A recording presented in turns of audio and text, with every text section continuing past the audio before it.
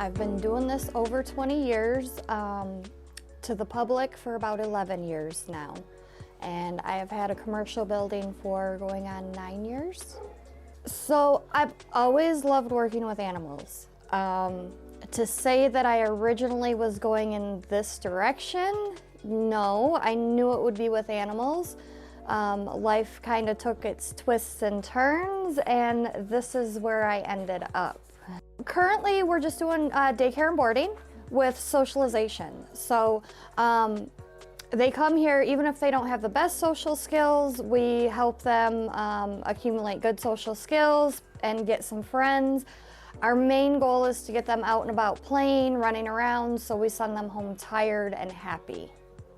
In March, see, I've been on this half of the building. This is, we call the original half.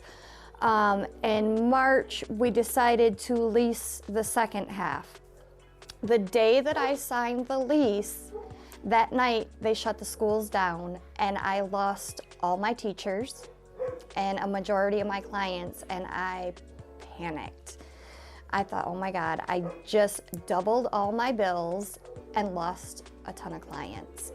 So we were breaking records, and then March hit, and I panicked. I am a paraprofessional at Linden Charter Academy. How long have you been doing that? 2.5 years. This is actually my third school year, but 2.5 calendar years. I love to teach and I love to educate. I really feel like knowledge is power, and I feel like our kids need to see more of us. Literally, right before the school shut down, my coworker and I were in the classroom cleaning like we normally do, and there was the first possible case in Carmen Ainsworth. My daughter goes to a Carmen school, so they had shut the schools down. And we were talking like, man, just let us get to spring break. Hopefully it doesn't hit. Literally the very next day, our teacher, the principal called us in, and she was like, we're shutting down. She was like, we're gonna shut down, and then hopefully spring break we'll be able to come back. She told us to take all of our materials home. Hopefully you have a computer or something at home that you can use, because you'll probably be working from home.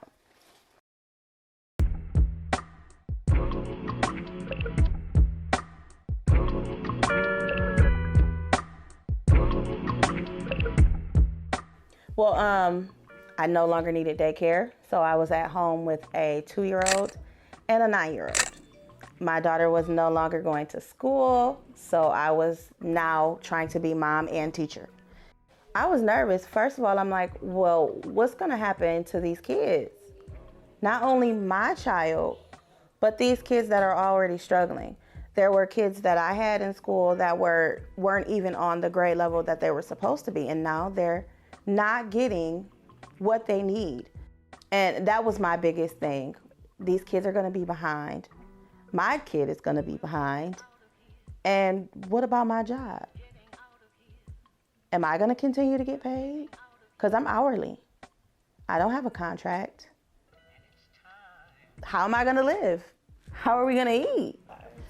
So what held us together during that time, I have a lot of nurses, EMT workers, prison guards, doctors. I have a lot of essential worker clients. They were what pulled us through. We were making enough to barely scrape by. And that has continued through until just like 2 months ago is when we finally started picking back up.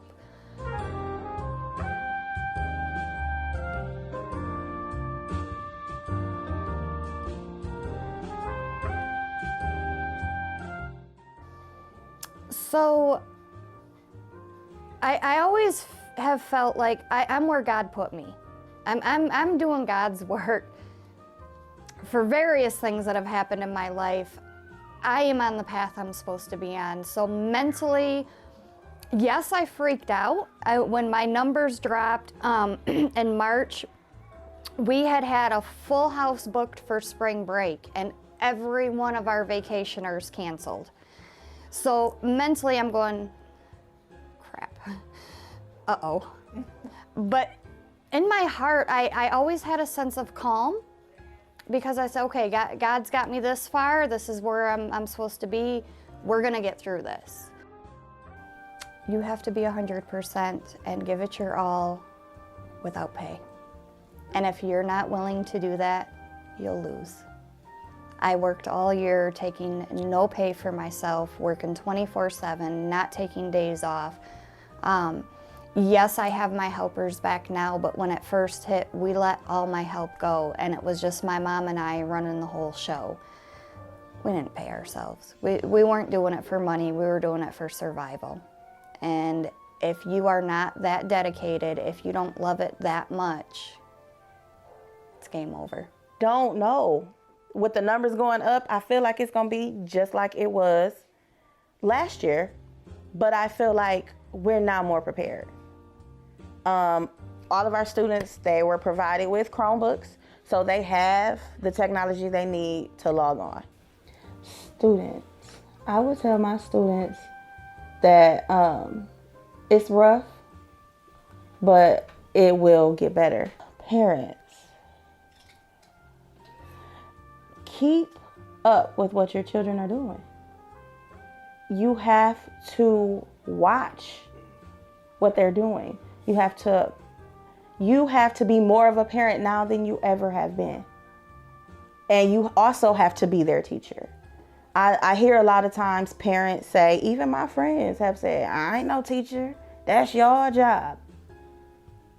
Honey, you're their first teacher. They learn everything from you. Teachers.